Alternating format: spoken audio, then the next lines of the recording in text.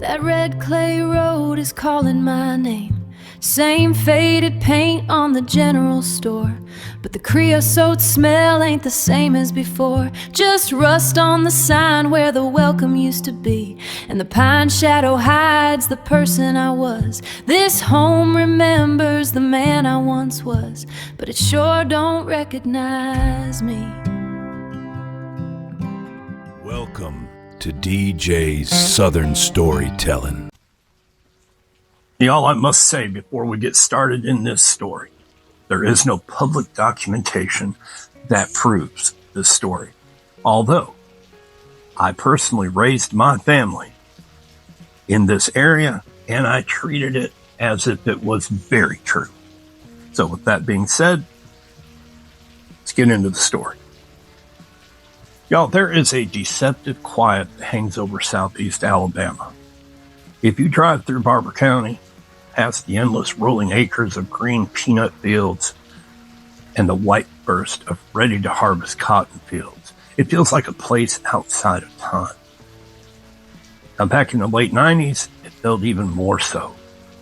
This was a corner of the world where local high school football games dictated the weekend, where people left their front doors unlocked, and where community meant looking out for your neighbor. And as I said, I raised my children here.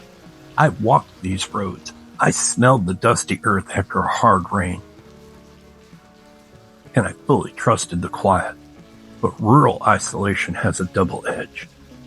The same thick pine wilderness that makes the county beautiful can also swallow secrets whole. And in '99, a darkness crept into Barber County that shattered that illusion of safety forever.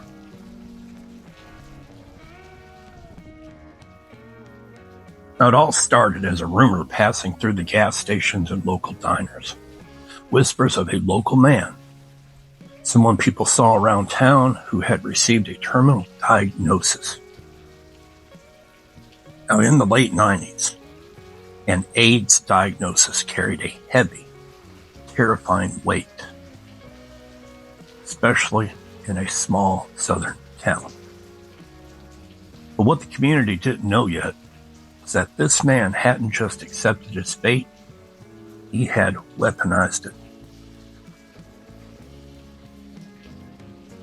Driven by a twisted, malicious intent, he began targeting the vulnerable. He didn't look for outsiders. He focused his attention directly on the community's youth, specifically local high school girls. He used gifts, charm, and the tight-knit nature of the town to gain access, intentionally spreading the virus to as many unsuspecting victims as he could. It wasn't a crime of passion. It was a slow, calculated execution of an entire community's future.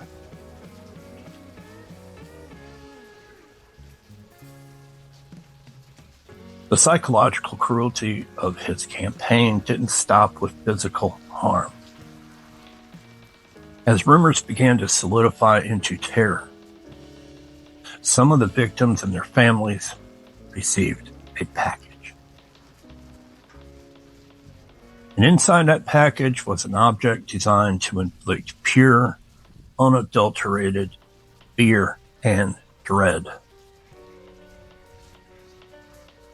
A hand-sized, crudely carved wooden coffin.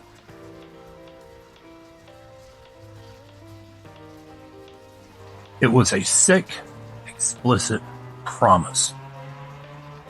A calling card meant to tell them that their fates were sealed. That he had chosen them, and that there was no turning back.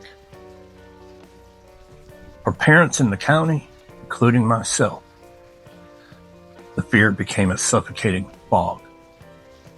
You looked at your kids, looked at the quiet pine trees lining your property, and realized the monster wasn't a stranger hiding in the woods. He was walking the streets in broad daylight, delivering death to your doorstep.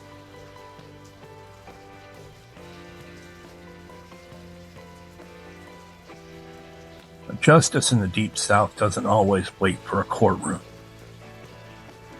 Before the legal system or the local authorities could fully untangle the web of destruction he was spinning, the timeline came to a sudden, violent halt. It was late at night when the roar of a motorcycle tore through the rural silence. He was riding really fast, perhaps running from his own demons or the growing fury of a town pushed to its absolute limit. He hit the railroad tracks wrong, the bike flipped, metal tore against iron and gravel, and in a single chaotic incident, his life was extinguished right there on the rails.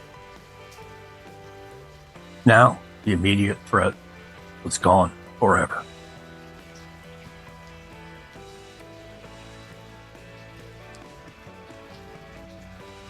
Y'all, in a small town, a fatal accident usually brings a wave of collective mourning, a cascade of casseroles to the grieving family, and a packed church. But not for him. Oh no. When the news broke that the coffin mailer was dead, a profound, unvocalized relief washed over Barber County. There were no tears shed in public. No one gathered to mourn a man who had tried to drag an entire generation down into the grave with him. But the relief was bitter sweet. The monster was now dead,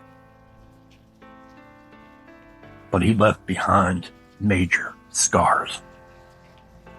The broken families, the stolen health, and the terrifying memory of those little wooden coffins remained etched into the soil of Barber County forever.